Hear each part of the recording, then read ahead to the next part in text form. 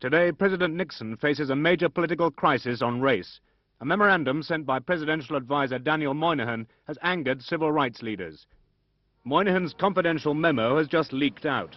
In it, he argued that the traditional economic gap between black and white in the North is virtually closed, and that the race issue would now benefit from a period of what he chose to call benign neglect.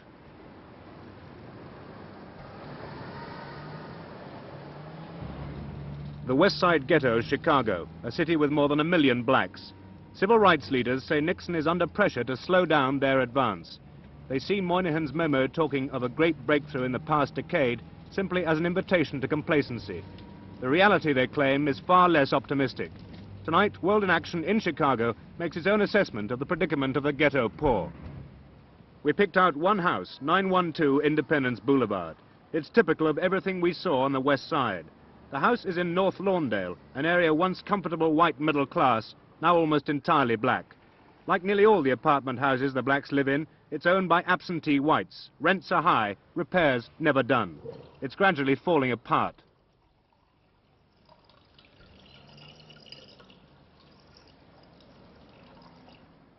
Anne and Anthony Hathaway live in flat 1 with their 2 children. Well, the rat problem, they try to gnaw their way up from the basement all the way up here to the 2nd floor. And the holes in the walls, I had to plaster them up so they won't get in. I had to fight like the devil to keep them out. Well, practically every 2 or 3 days you find a new hole the way they done try to gnaw their way in now. I take this instant plaster I got, and it's mixed with deadly rat poison. Now I plaster it over there, and so far they've been staying out of here. They ain't been in here yet. The roaches, they're a big problem. If you don't watch when you cook, what little cooking facilities we had to cook with, you have to watch real close in your food. They might get in there somehow. My wife, like she said, she used disinfectants and roach, solutions, to spray around the walls and underneath of the couch, and things, to keep their roaches away for a little time, But they come right back in a day or so. Mr. and Mrs. Kelly Isom, a middle-aged Southern couple, live in flat 2. The roaches crawl all over the table. Summertime, the flies come in the window because there's no screen at the window. And the bathtub is stopped up. The zinc stopped up in the kitchen. Rats comes in the apartments, try to live in there just like I live. And what do you do about the rats? They exterminate for rats, but didn't do much good. So Catch them with steel traps. And how many have you caught since you've been living here? Oh, about 15 or 20 rats. About 12 or 13 mice. But why do you put up with all these problems? Why don't you move? Well, it's hard to find a place. Then again, when you find a place, why you have to pay so much in advance before you move in. And then after you move in, you have to pay a month rent then. And so it's just kind of hard on you trying to get a place and you ain't got much money. Mrs. Audrey Turner lives in flat 3 with her 2 children. When I came back home, it was about, I started smelling this odor. And I found it was a dead rat on the floor in the living room. So I called and I asked the landlord, could he do something about it? And he told me that the only thing they could do was to send someone out to put down something for the, to kill the odor. And it would take about 3 days to do that. And so I told him I couldn't live here with kids, with that kind of odor and cook for my kids, like that. I thought, well, I was just about rid of the rats, really. And I see one running around about big as my daughter's feet. And I was scared for my kids to be around. And so I called them and told them about it, and they said they don't see how it was possible. But I got this big hole in there by my stove, and that's where he come up at. As a matter of fact, it's the only hole he could come up in, big as he is, You can hardly get a decent apartment and in a nice neighborhood at the price that you can afford to pay. So therefore, we have to sell in a slum neighborhood in order for us to, be able to pay the rent. Chicago is the most racially segregated city in the United States. Since the war, the number of blacks has increased dramatically, and at the same time, so has segregation. 20 years ago, the blacks made up 1/8 of the city's population, and they were concentrated in the areas of worst housing, the two ghettos, the west side and the south side, known locally as the Black Belt. Today, when they form 1/3 of the city's population, both ghettos have expanded enormously, but the blacks are concentrated at an even greater density. As the blacks moved into the city, particularly from the south, the whites moved out at the same rate to the suburbs. Would you describe it as a panic? No, I would call it an orderly retreat. But definitely a retreat. Harris Rubin was part of the white exodus to the suburbs. More than 500,000 whites moved out of Chicago during the 50s. Mr. Rubin used to live in Lawndale in the house at 912 Independence.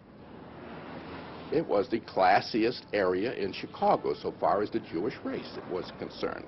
The buildings were well kept. There were lawns. We had a good many synagogues there. Religion was an important factor in the community. I would be inclined to say that it was upper middle class. The streets were clean. It was a pleasant sort of life because the people around you and with whom you associated were of similar religion, similar social backgrounds, and so you felt very much at ease with these people. There was positively no crime to speak of. It was an unusual sight to see a police squad come through the area. All in all, it was, I would say, a secure type of life. Suddenly, it's very difficult to express, but suddenly I had no desire to go out at night. Suddenly, you wanted your child in before it got dark. These things sort of grew upon you. Now, I don't know whether it was a real fear, but needless to say, there were instances. The police started to make more frequent appearances in the area. Children, for example, were sent off to show and suddenly came back without funds and never got to go to the theater. It was a situation that we just didn't know how to handle. We are not of a people that fights, so we just up and ran, to be perfectly frank. 912 Independence has 13 flats, with each tenant paying around £9 a week. The building was no better or worse than many others we examined. We found rats, roaches, falling plaster, bad heating, bad plumbing, sources of constant complaint. Like 4 out of every 5 apartment houses around here, it's absentee-owned. Julian Levy is a professor of urban studies in Chicago and a former presidential advisor on slum housing. There is a bit of deception about it in the sense that an owner of slum property determines that he is going to mine his investment. In other words, that he will put a minimum amount of money into maintenance, that he will permit his property to depreciate, and that he will take everything that he can out while the taking is good. Finally, the slum operator in particular, where he is leasing to poor black families, is dealing with a tenant which has who have a minimum amount of choice, and he is able to exploit them.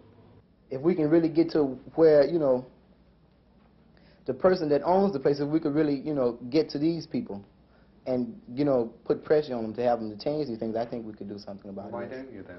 Because don't know any of them. Don't know where to locate them at or nothing. The only person that you see around here is the person that collects the rent. You know, and he's not to blame for it. He's probably just the janitor, you know, just the person that works around here at the building, you know. We started our hunt for the white slumlord with his managing agent, Mr. Alvin Shavin, another white. Mr. Shavin collects the rent and is supposed to do repairs. He would not reveal the landlord's identity. This came as no surprise, since he himself is a leading slum operator, controlling about 150 houses on the west side. We found evidence that Mr. Shavin's policy of working his houses until they fall apart has been going on for years. 4 years ago, Martin Luther King, in a well-publicized campaign, moved to Chicago's west side to expose the slum conditions, and he took a flat in a Shavin building. But today, that apartment building, 1550 South Hamlin Avenue, has been demolished. We checked 29 other buildings managed by Shavin, listed in 1966 as being hopeless slums by a state inquiry that followed the Luther King publicity. More than half had been demolished. Of the remainder, most had gone to another real estate company just as bad as Shavin's. The few he still had were in a state of extreme disrepair. We called on Mr. Shavin at his office. He declined to be interviewed, but stressed that tenants turned buildings into slums, and anyway there was no money in it.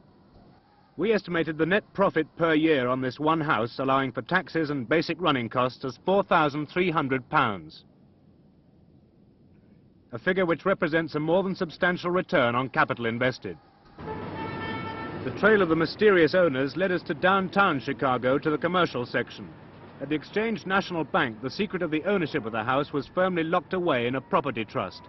The main object of such property trusts is to hide slum landlords' names. The 1966 trust, however, revealed clear evidence of ownership. Mr. Robert Levine, another white man, is the landlord, or at least one of them. We called him. He denied everything, said he lived in California, and was on his way to the airport. He would not agree to meet us, but referred us to his lawyer, who also denied Mr. Levine's ownership of the house. Independent inquiries proved Mr. Levine's active interest in the property, but there may indeed be other hidden partners in the trust. Short of organizing a raid on the bank, there is no way of finding out who they are or taking the matter any further. Julian Levy. An operation like the Shavin operation is a symptom of underlying social and economic maladjustment. And this continues. The fact is that between the 60s and the 70s, there hasn't been any appreciable improvement in the income of Shavin's tenants, or in their employment opportunities, or in their education, or anything else. The second thing is that the enforcement of housing and building codes in the city of Chicago, as is the case all over the United States, is put into the hands of the weakest governmental unit. The Building Department, City Hall, Chicago, enforces of the City Housing Code, which covers all the basic housing violations. It's here black tenants must go for justice, but they have little confidence in its reforming zeal. The Building Department has a recent history of corruption.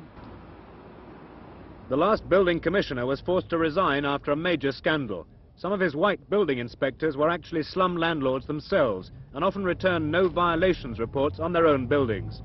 Other inquiries showed some of the worst slum houses recorded as being well up to standard. A new commissioner, Joseph Fitzgerald, a political appointee of Mayor Daley, has now taken over this department. We asked him first about 912 Independence. That house, I gather, was first inspected by your department nearly 2 years ago, and has been inspected once since then. There were numerous violations, yet nothing appears to have been done about it. Why is this so? Well, when you say my department, I didn't have this department that long ago. I took over this department a year ago, and I can't speak for anybody before that particular time. The inspections that were made before, I don't know anything about, or I don't know why no action was taken if you say no action was taken. We did, I believe, on this building, though, send it to court once before I took over, and I believe they did get a fine. Considering that you have a prosecution in which the maximum penalty is a small dollar fine, Shavin and people like him will regard the fining process really as a kind of a quasi-license rather than a real deterrent.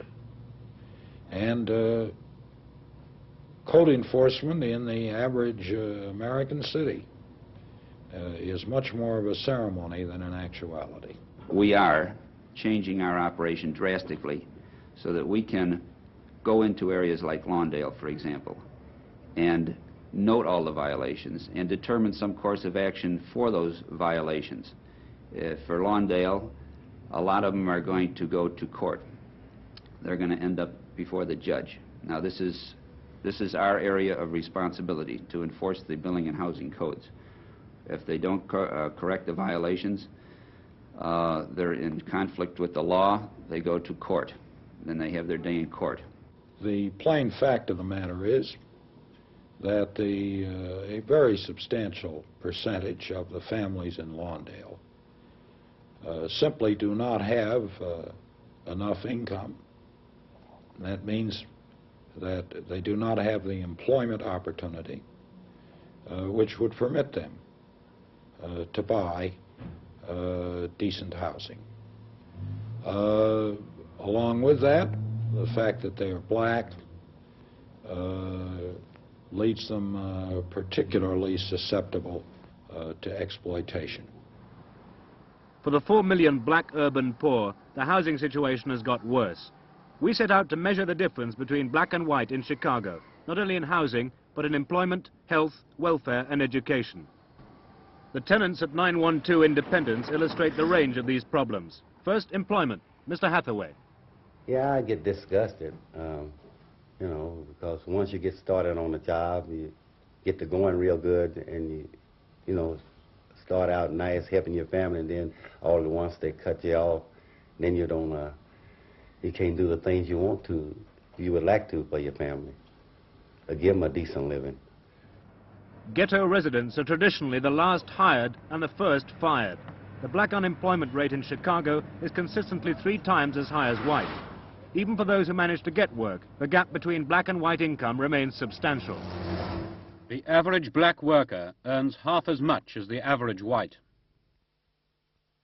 My husband out of work, and my kids are out of school for 2 weeks. And so, on my mother's house, she told me that the truant officer had called over there and asked to know why my kids weren't in school. So he had came over here that following about the next couple of days. And I wasn't here at the time, but my husband was, and he told them the reason why they was out of school because they didn't have no shoes. And so after that, he's got a little odd and end job, and when he did get paid, I was able to get him some shoes. The next problem is health. Mrs. Turner's 6-year-old son, Wade, has lead poisoning. He got it through chewing crumbling plaster, which contains old lead-based paint.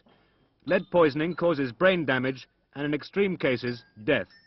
Figures are hard to come by, but a recent survey in Chicago found 1 ghetto child in 10 suffering from it. The general standard of health care is so low that no one really knows the extent.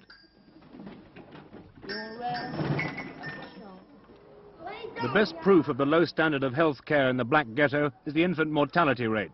Chicago has an unenviable record. The black infant mortality rate in Chicago is the highest in the Western world. Medical care is expensive. Mrs. Isom has a chronic heart condition. When you have bills to pay, like hospital bills, doctor bills, I have to go to the doctor every week. My doctor bill runs from $10 to $12 to $15. Hospital bill, I had a hospital bill, is $1,100. And my trouble is heart condition, so it's just kind of hard to save up. $1,100 is about £450. That's about 4 months' wages to Mr. Isom. But medical care is also hard to get. There are half as many doctors per person in the black community compared with the white. Next, welfare or public assistance, Mrs. Turner's only means of support. I called my caseworker last week, and I told her I need some money for her to get my little girl a coat. And she told me that they allow $5 a month, a piece for each child added to my grant. And that was to buy clothes with. And she told me that if she get the coat, that she would have to deduct it from my grant. And I told her it was necessary because my little daughter had to stay out of school. But therefore, they haven't sent the money yet. Mrs. Turner can barely survive on her welfare £9 a week. 1/4 of all black families live on public assistance. Finally, education. West Side schools are almost entirely segregated and badly overcrowded. Chessie Jordan goes to the local high school. I think that, you know, to go to school, to get an education, like most people that grow up in the ghettos, you know, the ones that are lucky, they grow up and get a good education, and the first thing they do is say, well, I'm getting out of the ghetto, you know, I've been here long enough, I can't do anything here. I feel that if you go to school and get an education, don't leave, you know, stay and try and do something to make it better yourself, because by getting an education and then leaving the ghetto, that's not doing any good, you know, that's just leaving it, you know. 2 days after we filmed this interview, Chessie Jordan dropped out of school due to domestic difficulties. 2/3 of all black teenagers drop out of school. Gary Robinson is a leading organizer of the Chicago Tenants Union. Now, the problem, if you, like I said, have enough political back and had enough people behind you where you could sway the voting procedure at the next election, then like you would get immediate help. But if you just, the average cat out in the streets, the average family, I mean, nobody listens. They listen and it goes in one ear and out the other, and they say, yeah, okay, we'll do something, and you never hear from them again. You got the fat cats that's collecting all the rent, that lives in a suburb somewhere. We don't even drive past there going to work. I mean, you could take the expressway around the ghetto. Housing, slum housing especially, just like a business. They run it the same way you would run a hardware store or supermarket. Slum landlords in Chicago are now abandoning the worst buildings at the rate of 150 a month. Building Commissioner Joseph Fitzgerald. There are certain blocks. The buildings are virtually in ruins, and we've wrecked over 1,400 buildings last year. We say correct these violations or tear the building down. And not being able to correct the violations, they tear them down. Or buildings that are abandoned, that there's no use for anymore. We send notices and take them to court, and we get orders to wreck the buildings. Chicago has destroyed more low-income housing in constructing urban motorways than it has ever built. Only 1% of Lawndale's population lives in public housing. In any given year, the average London borough builds more low-income housing than the whole city of Chicago. And although most substandard housing is to be found in the black ghettos, blacks and whites share one strange equality. Their average rent is exactly the same. Mayor Richard Daley, last of the old-time, all-powerful city bosses, has total control of the ruling Democratic machine. Julian Levy. If any mother in Lawndale were within a middle-class community where her wishes could get through to the local political leadership, these things would not be tolerated. But because she's poor, and because she's black, and because she hasn't found her voice, and because the community hasn't organized, into that vacuum, an exploitive political machine will move. And these people are for sale. Bernard Neistein, a lawyer earning $100,000 a year, is the white political boss of the black ward, which includes Lawndale. Frequently named as a mafia-backed politician, he has never bothered to deny it. Even the gangster boss in the black ward is white. Charlie English is the king of the jukebox rackets. His name has often been linked with Neistein's. Neistein once sold him some City Hall furniture, which turned up at a mafia retreat in Arizona. Neistein maintains a fictitious address in Black Lawndale. The house is empty. In fact, he doesn't live in Black Lawndale, he just controls it. He lives in a $100,000 luxury apartment 5 miles away. I wake up tomorrow, I know what to expect. The same thing that I woke up to this morning, yesterday, or last week, last month. I mean, the only time that I wouldn't know what to expect is when downtown does something unexpected, like wake up and your apartment is warm. You get up and you go brush your teeth and you got running water. You use your toilet and you flush it and it goes out of sight. You know, and you don't have to dip it from somewhere else and pour it into another container. Then, you know, it's kind of strange. You wonder what's going on. Daniel Moynihan's secret memo described the 60s as the decade of the great breakthrough for the blacks. There have certainly been advances, but millions have been left behind. The people in the House on Independence are trapped in poverty. Their slum may soon be demolished, but their next house will probably be as bad. For millions of blacks, the vicious circle has yet to be broken.